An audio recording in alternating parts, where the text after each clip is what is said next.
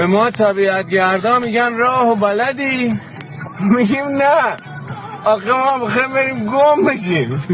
شما هستید که میخواید پیدا بشید، ما اصلا هدف اونه که بریم گم بشیم.